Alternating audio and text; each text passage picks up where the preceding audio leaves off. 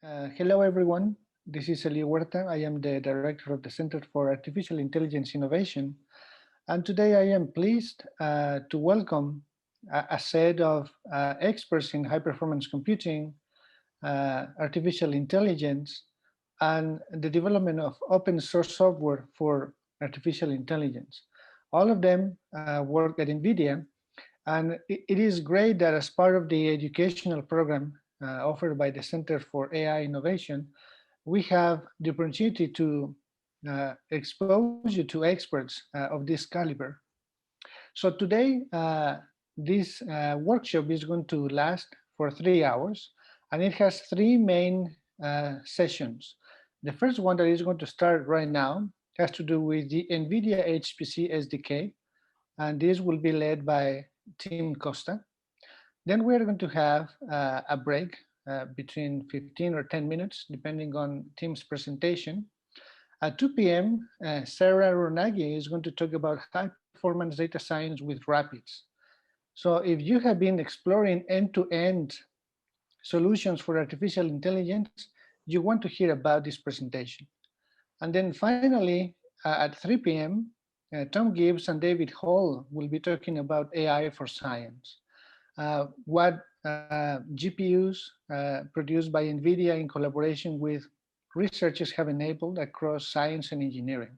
So you definitely want to listen to the opportunities that you have available through open source software that has been developed by NVIDIA scientists, and how you can leverage these unique resources for your science program. So let me hand this over now to Tim Costa. You can give a brief introduction about you, Tim. Sure. Is my audio working out here?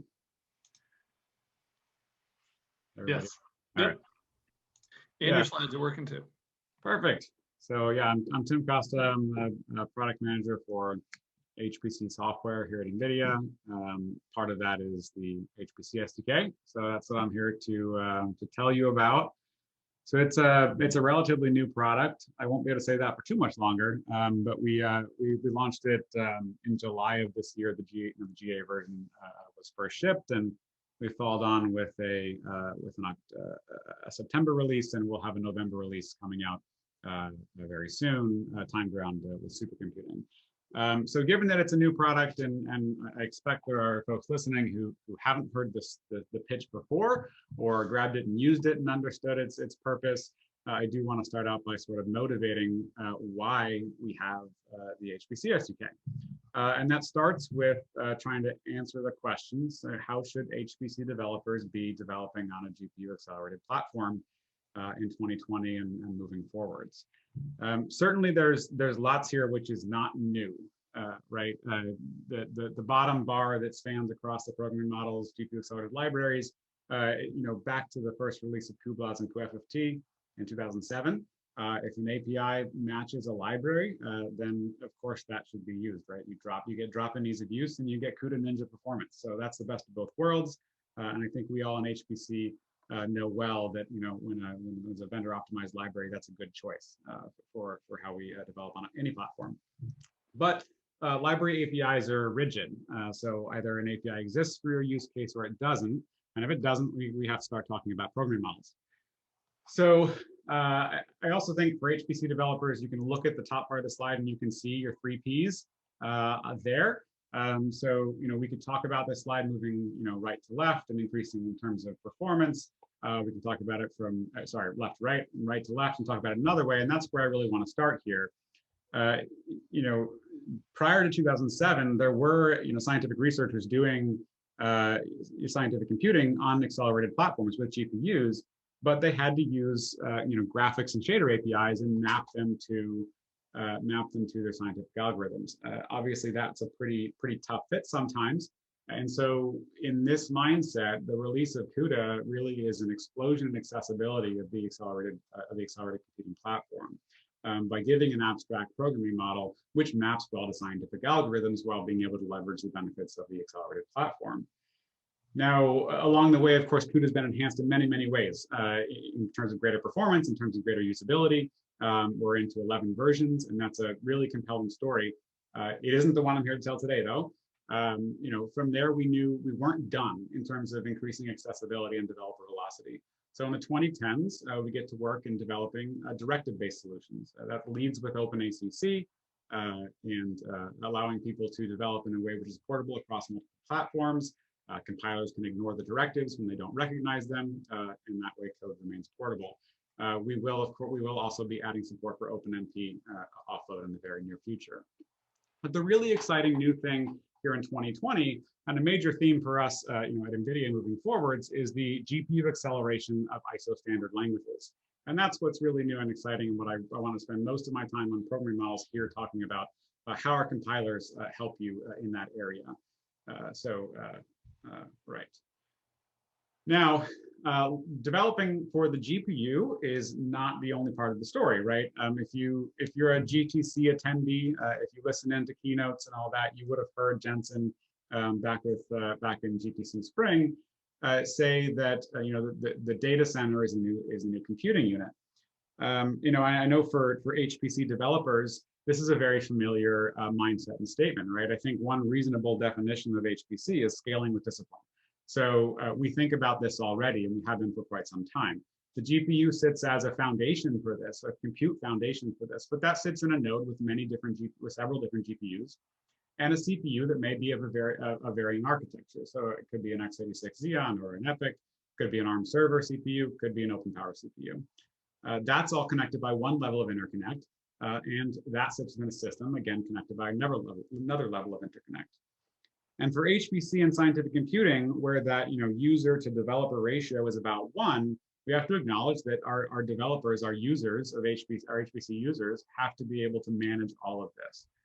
So if we put all that together in terms of delivering on a broader strategy of programming models and increasing accessibility of the platform, along with being able to target the entire system holistically, what is the product that's going to deliver on that? And that is why we introduced the NVIDIA HPC SDK. So you can see that it supports all the programming models, which I discussed 2 slides ago, from automatic acceleration of your standard languages to multiple directive-based solutions and CUDA for your optimal performance on NVIDIA GPUs. It does that with a suite of compilers. So NVCC is the CUDA C++ compiler you already know well and love. But NVC, NVC++, and NVFORTRAN are our new C, C++, and FORTRAN compilers, respectively, here in this product.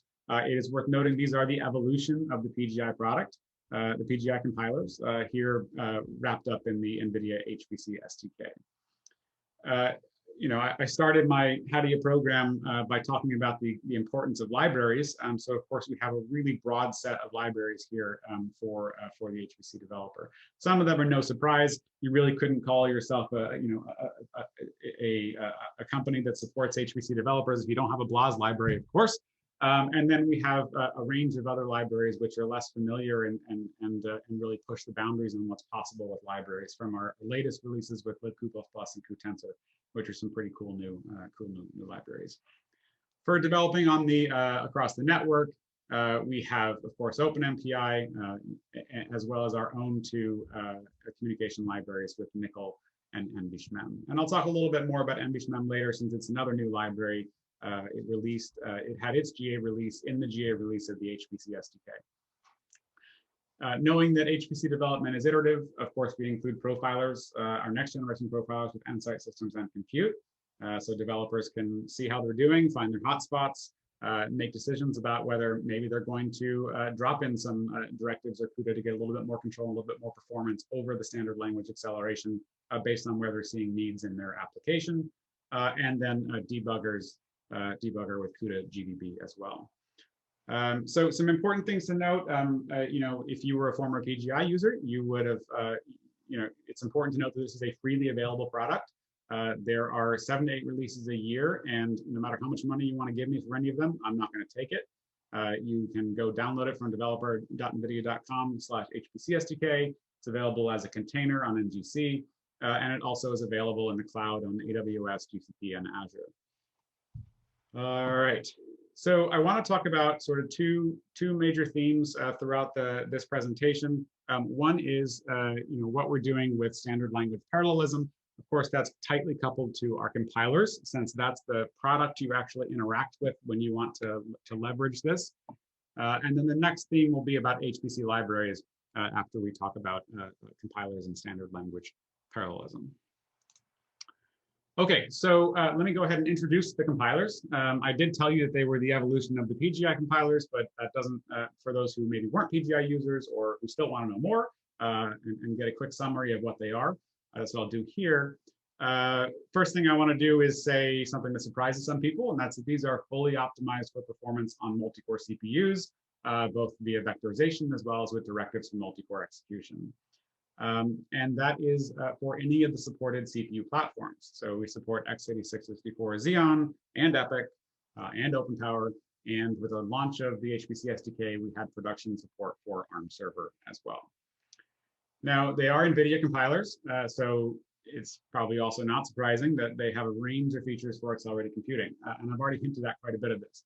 But this is through a variety of programming model options, from the automatic acceleration of ISO standard FORTRAN and C++, to directive support with OpenACC and OpenMP, as well as with CUDA for your best-in-class performance on the NVIDIA platform.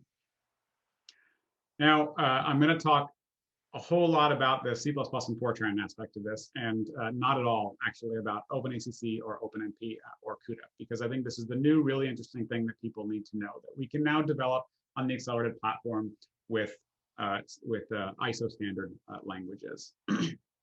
Now, if I'm going to do that, we actually have to talk not just about my roadmap, but also about the roadmap of the languages themselves. So this really all kind of kicks off with C++ 17. So C++ 17, in terms of what faces the user, introduced parallel algorithms. And we're going to see actually 3 different use cases and success stories for parallel algorithms in a few slides here. And what they do is they introduce parallel and vector concurrency via execution policies. In addition, though, to what was put, in addition to the parallel algorithms, which are features that users will actually directly interact with, there were really important changes made to the C++ execution to memory models to extend them for accelerators. And that really laid the groundwork for moving forwards in terms of accelerated computing in C++. C++ 20 then comes out with the scalable synchronization library. So this allows you to express thread synchronization in a way that is portable and scalable across CPUs and accelerators. And the key here is to note that before C++ 20 was actually ratified and official, we started shipping support for this in our libraries, in one of our new libraries called libtrue++.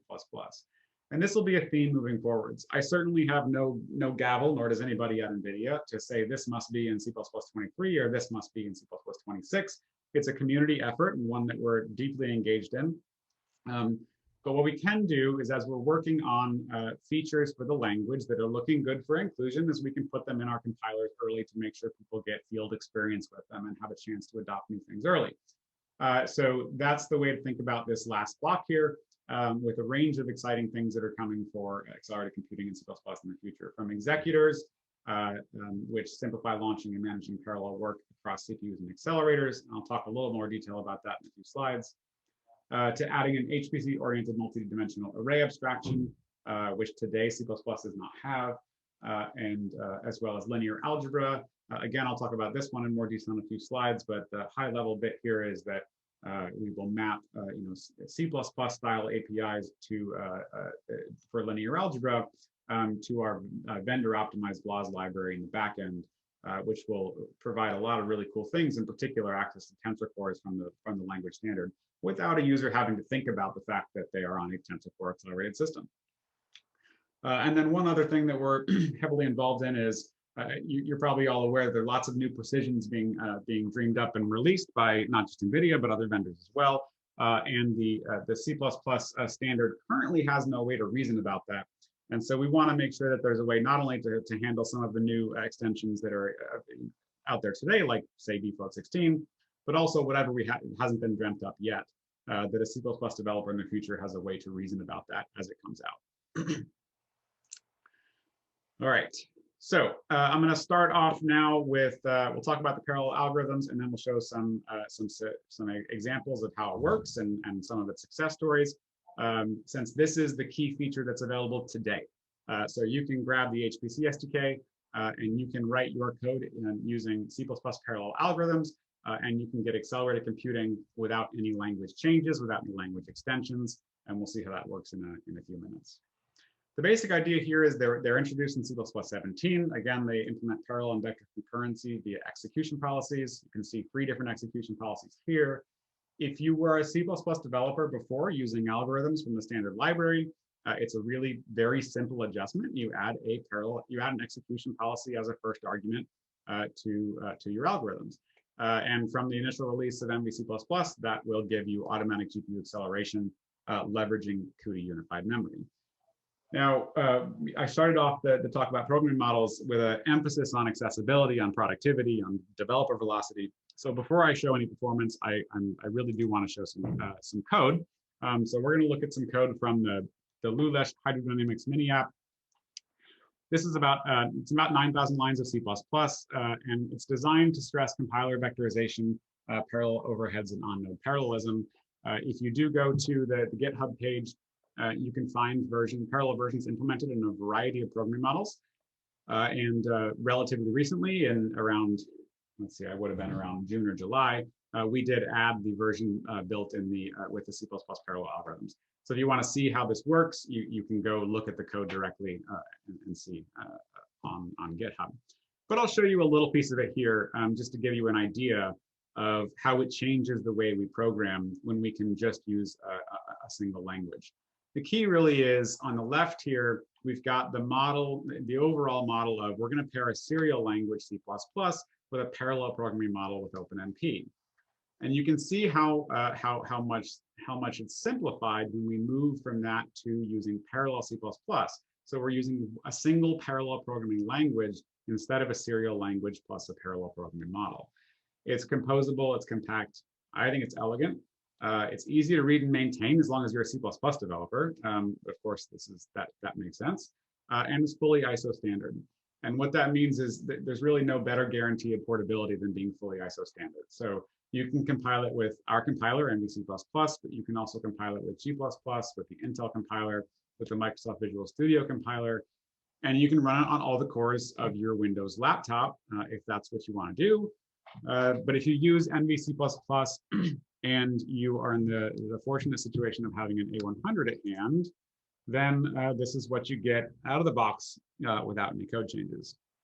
So what we have here is performance normalized to execution on all 40 cores of a dual socket Xeon Gold 6148, and then the exact same ISO C++ code running when you plug in an A100 and use MVC++, and you get 7x for free right out of the box. What I find, kind of just as interesting on this slide is that it keeps up with the OpenACC implementation. So our OpenACC implementation of Lulesh was worked on by one of our dev techs, one of our ninjas, and they were thinking about heterogeneous programming when they wrote it. They were managing the movement of memory. They were not leveraging CUDA unified memory. And so this really goes to show the power not only of the parallel algorithms in C++ 17, but also of CUDA unified memory to let a developer break free of thinking explicitly about the architecture as they're developing their code. Now, we can't do anything about the fact that you need to think about parallelism, right? We're still talking about needing to have algorithms which are parallel in order to leverage the parallel algorithms in C++. But from there, the hardware details are things that our compiler toolchain can take care of for you and accelerate, as we see here.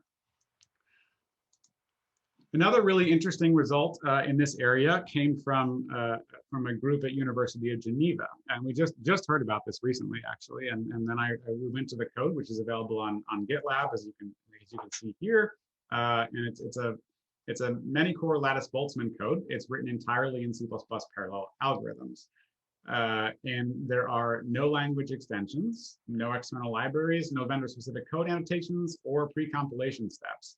And running it on, again, comparing an A100 to a dual socket Xeon Gold 6148, we see about 12.3x speed up geomean over the collision models which are provided in this framework.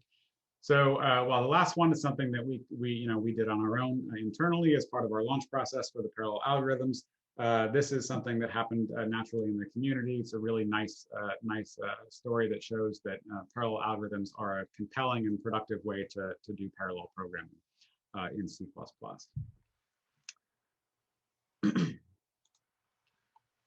Another thing that's been interesting to see with the parallel algorithms is that Python users who have been more interested in performance historically have frequently gravitated towards CYTHON, and CYTHON is really just a way to get C++ level performance in Python. And when you use CYTHON, you need to pair it with a C++ compiler, and so there's a natural question which arises: if we can accelerate C++ on the GPU, if we pair C++, NVC++ with CYTHON, can we give automatic GPU acceleration, a STLBM-like experience for a Python user? And the answer turned out to be yes. So the result here, of course, I'm showing is a simple benchmark. It's a sort for a couple of different array sizes, and I'm showing speed up over NumPy. So the G++ implementation here, I acknowledge it is sequential. That's what you would get if you used G++ with CYTHON today. I believe you could get parallel execution on the CPU as well if you paired it with TDD. But for here, we just showed this, what you would get pairing G++.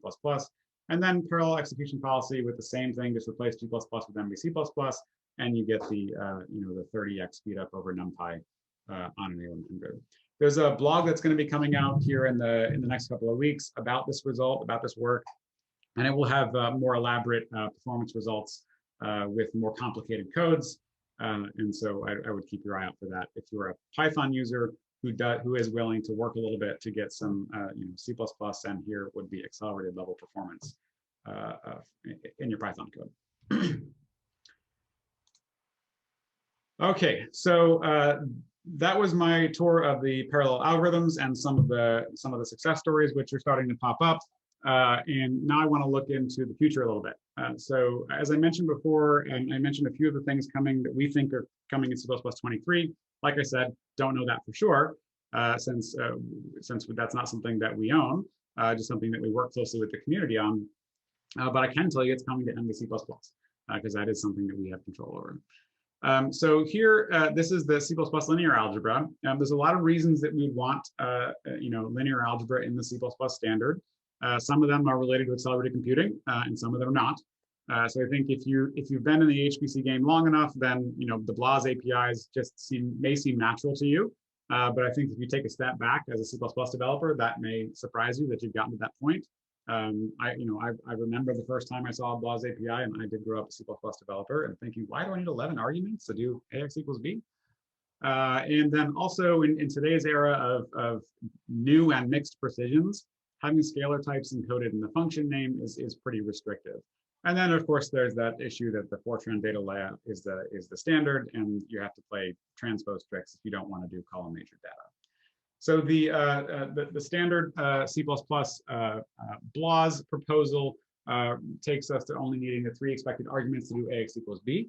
The function name does not include the scalar type, which means we can naturally handle mixed precision as well as just precisions which aren't single, double real, single, double complex.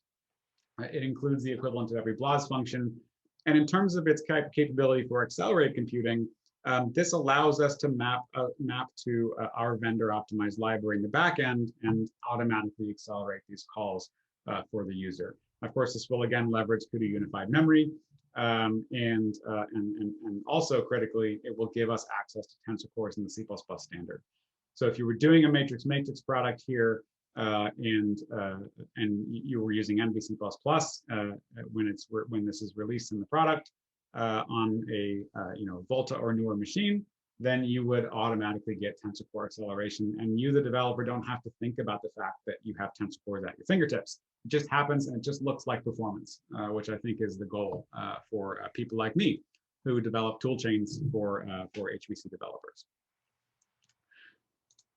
All right, another really exciting feature for C++ developers on accelerated platforms is Executors. So these are like allocators for threads, and their goal is to simplify work across CPUs and accelerators by being an abstraction layer between the code and the diverse resources. You can see here kind of an example on the left where how a library developer might write their code today, needing to target multiple different platforms. Might be a switch with a bunch of different cases. There'll be several different GPU cases. There'll be several different CPU focused cases with different programming models, et cetera, et cetera. If we're programming in ISO standard with executors, standard C++ with executors, that gets replaced with something very simple, and that is just leveraging the execute from the executor. Even just in the context of CUDA code, this provides for dramatic simplification. We can regularize kernel launches and streamline recurring tasks, safe and error-prone launches, and collect CUDA-specific features. All right, so that was my tour of C++, where we are today, where we're heading.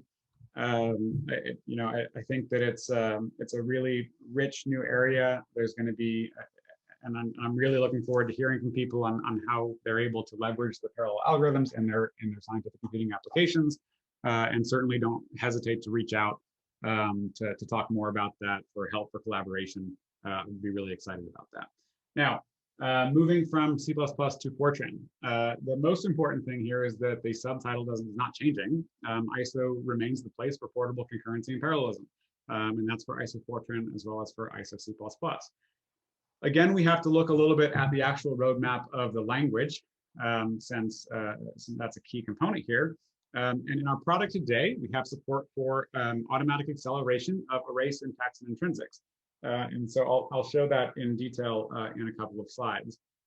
Coming in the near future, very near future, because you can see it says 20.x. I didn't tell you what the x is, but there's not that many months left in 20.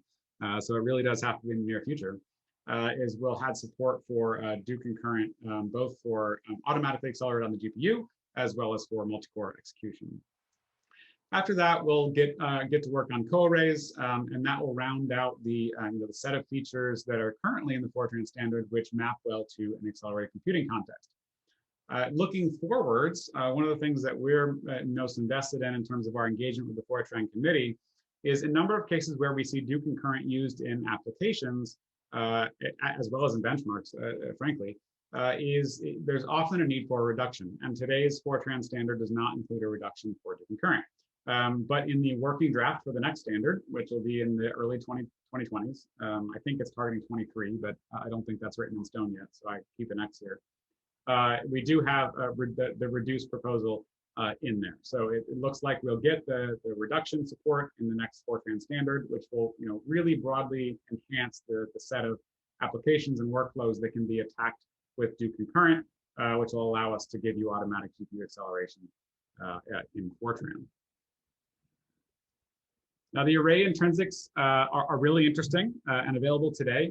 In particular, if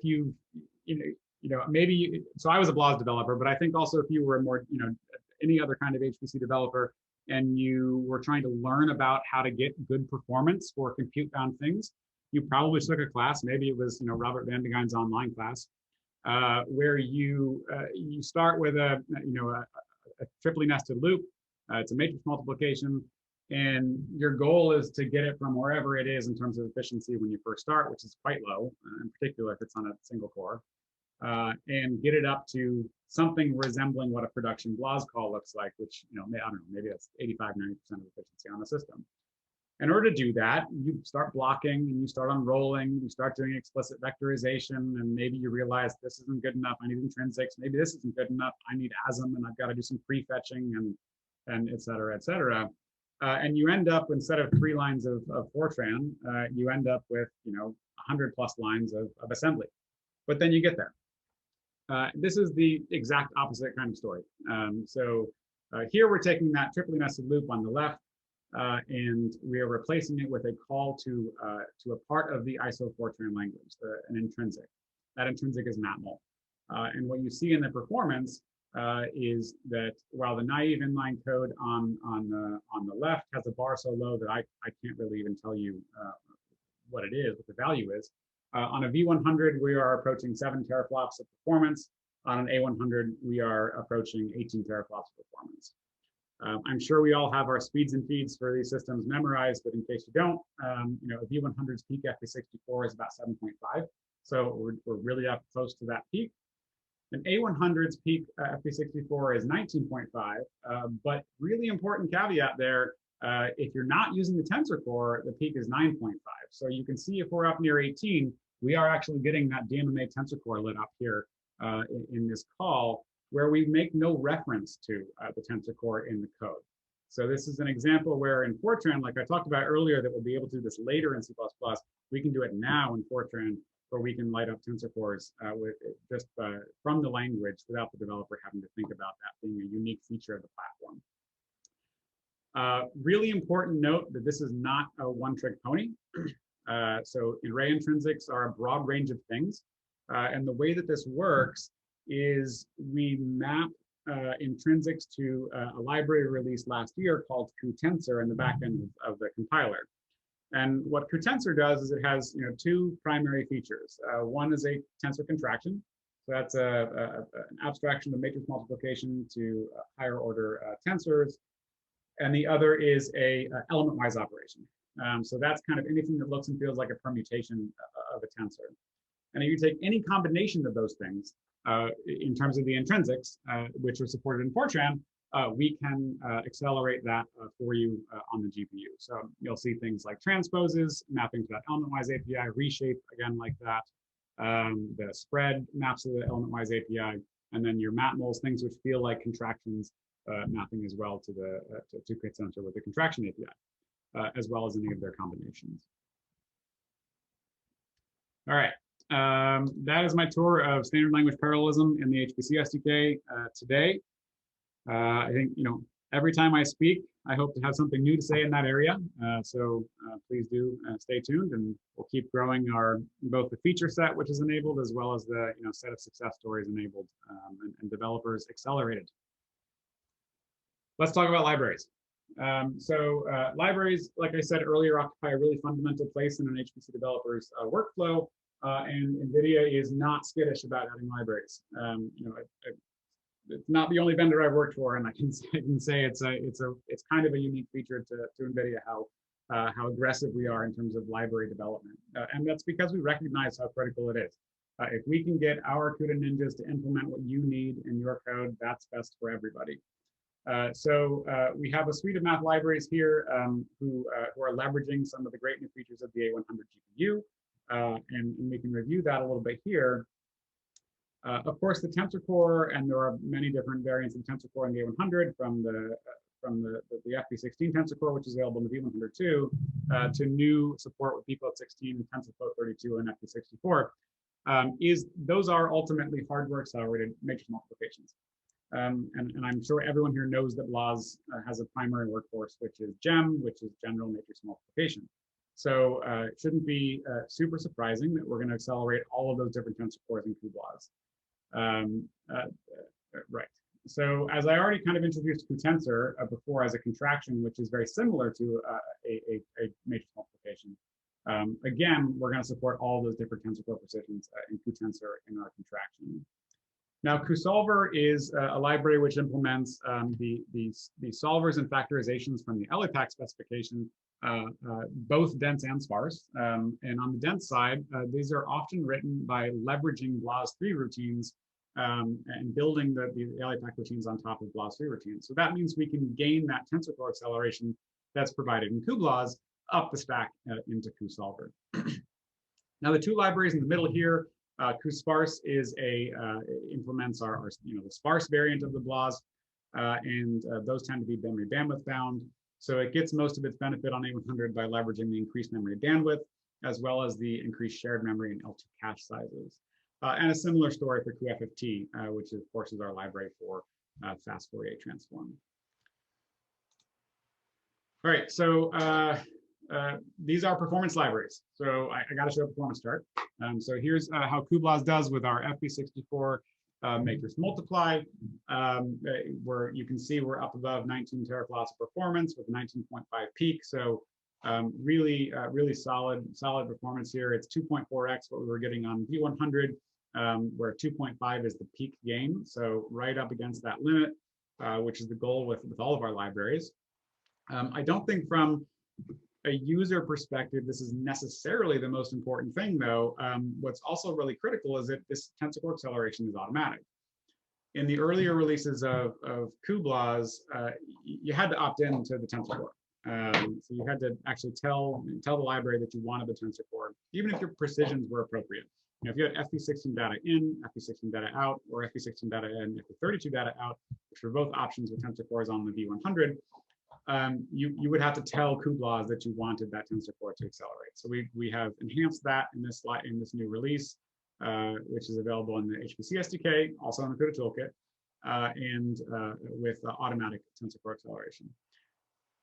I think just as importantly is we've removed some restrictions for when we can get tensor core acceleration. So it used to be the case in the older cuBLAS that there were some restrictions on the sizes and leading dimensions of your matrices in order to get cuBLAS to leverage the tensor core, and that was true even if you made that request, which I was just talking about a second ago. And we can see this on the chart here in the gray. So that's with the CUDA 10.2 release of cuBLAS, and you can see that with a line 1 and a line 2, which don't map to the specifications, that's the dots with the circles and the lines with the triangles in the bottom on the gray, that you're not getting any tensor core acceleration in this case, even though it's been requested. Now, if you match the requirements of the tensor core and the library and the tensor core in that release, then you get what's the squares at the top, and it's great performance, absolutely great. And what we did in the newer release is acknowledge that, you know, sometimes a developer can't really get down to the point of where the matrix is being multiplied in their code and do things like padding and realigning. And this is leaving them high and dry because there is an option for some benefit. It's not the peak benefit, but there is an option, and we want to be able to provide that automatically. So in the newest release of cuBLAS, you can see here a line 1 and a line 2, you're getting 3x and 5x performance of what you got before on the same hardware. This is all on V100 right now. And so what was a restriction has become a performance recommendation. Another really important area in tensor core acceleration in the libraries, and this starts to kind of move up the stack, right? You know, GEM is of course a matrix multiplication, which maps very well to hardware, which is for matrix multiplication. But higher up in the stack in libraries, we can do some really interesting things. And one of the questions that, one of the things that we acknowledged early is, common HPC solvers are typically dominated by matrix multiplication. So we take a look at the LU, so LU factorization in solver, for example, that's down here in boxes in the bottom of this slide. You can see that the GEM in green is a major part of this operation. So, you have to ask a question that, of course, we need FP64 accuracy, but given how productive mixed precision can be, is there a way that we can leverage the FP16 tensor core, which, as you can see here, has 312 teraflops of peak performance on the GA100, while maintaining FP64 accuracy? I mean, I wrote it on the slide, but you probably know I wouldn't ask the question if the answer wasn't yes. And the answer is yes, and we have some really cool features in cuSolver which do this. We call them our tensor core accelerated linear solvers. So both LU and QR are available in cuSolver today. It is black box FP64 data in, FP64 data out. In the middle, we use mixed precision. But we return you the FP64 data precise data result out the other end. And the way that this is done is the LU factorization is done in reduced precision in FP16, and it's used as an approximate preconditioner for an iterative method, which then brings the solution back up to full accuracy, and we return it out the other end. It supports real and complex data. It is both single and multi right-hand side. What I find, kind of really interesting when we talk about the A100 is that, we have 3 different kind of reduced precisions that we can consider here, right? We have FP16, default16, and FP32. And that their performance is pretty equivalent to one another. There's a really great GTC talk given by the people who actually wrote this code. That's Harun Bayraktar, who's the engineering manager, and Azam Haidar, who is the engineer who did a lot of this work, where they discuss in detail, why that's true. Why do you get the same performance out of a TensorFloat 32 as you do for an FP16, or at least very close to it? What I want to point out here today is that what the advantage when you get that same performance, the advantage of TensorFloat 32 is numerically it broadens significantly the range of problems that are addressable by these solvers. And the nice thing is, this is, if you're using an LA-TAC style solver today, this is a drop-in replacement for that solver. So just go to your code where you're calling an LU factorization and drop in this Tensor Core accelerated LU factorization solver, and you're off to the races with more performance. I do want to announce a new library was just released called cuSparse LT. If you were watching the announcements with the A100, you know that it has a sparse Tensor Core. And we now have support for that in the library. That's what cuSparse LT's purpose is. So it supports the sparse and NMI Tensor Core, has mixed precision support.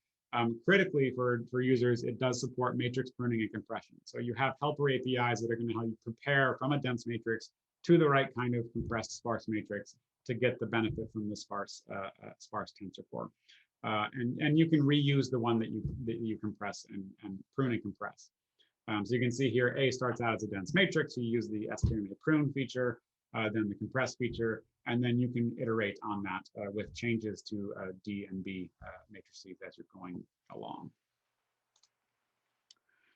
cuSparse more generally, the sparsity pattern in the sparse NMI Tensor Core is very specific. It's a very structured sparsity, and many HPC applications will not map well to that. So on the traditional path of sparsity with cuSparse, we have a number of new exciting results. We've got much better performance across the library from A100 over V100.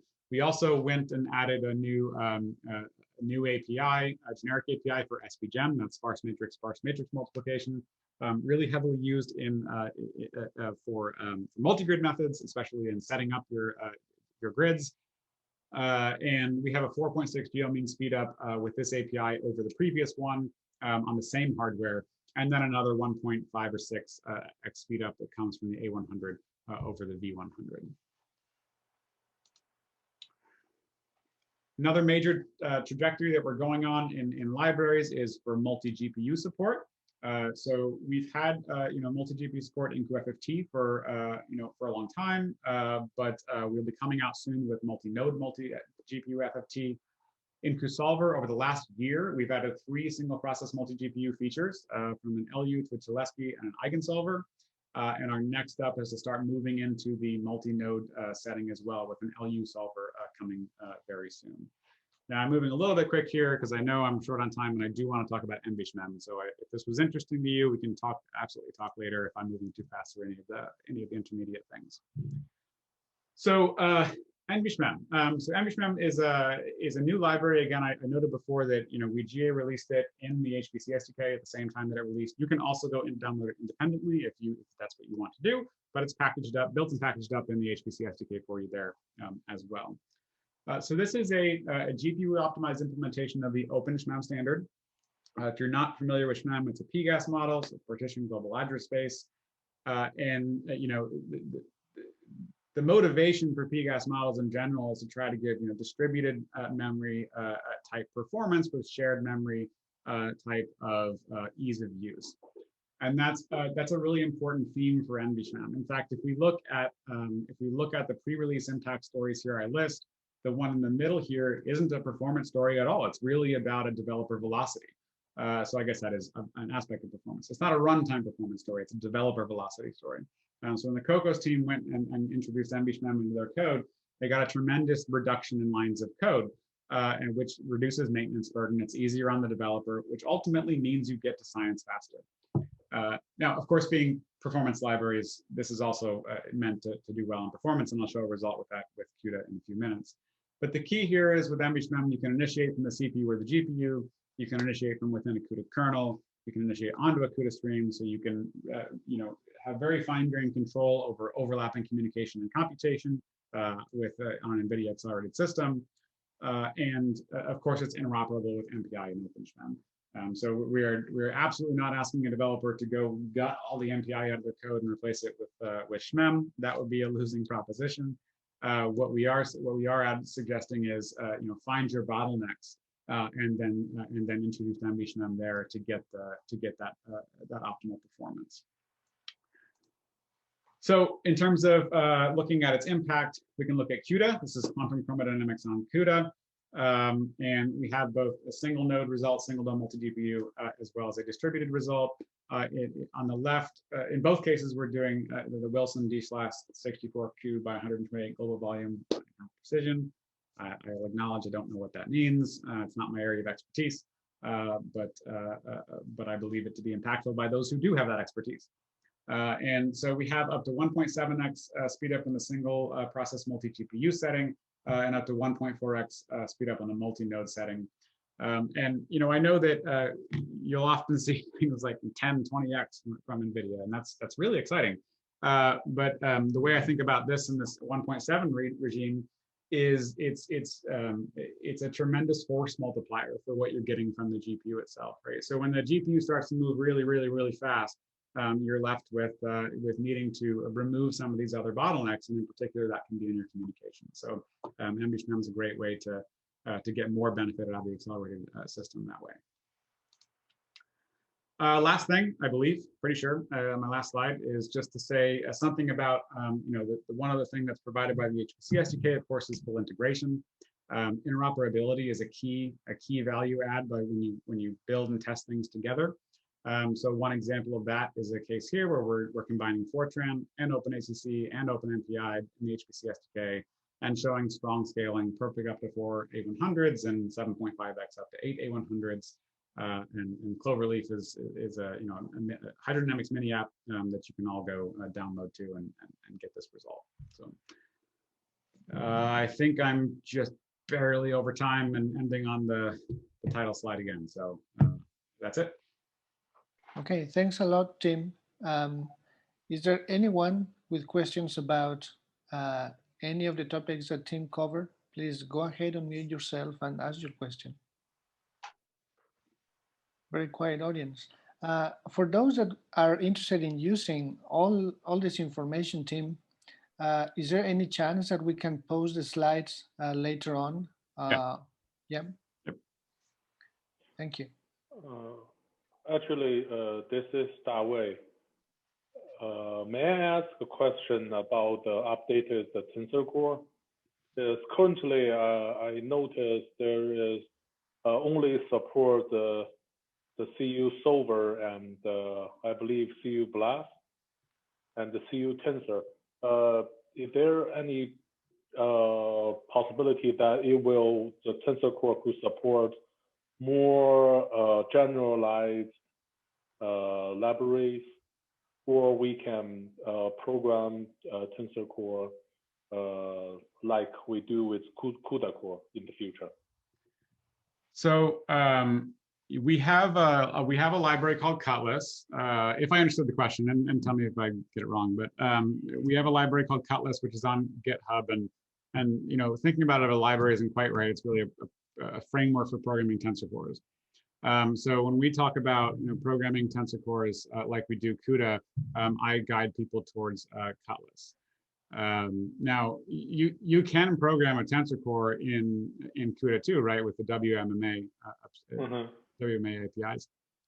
Cutlass will give you better performance and more flexibility than WMMA. So that's where I would recommend you go if I got that question right. Yes, I think. Thank you. Mm-hmm.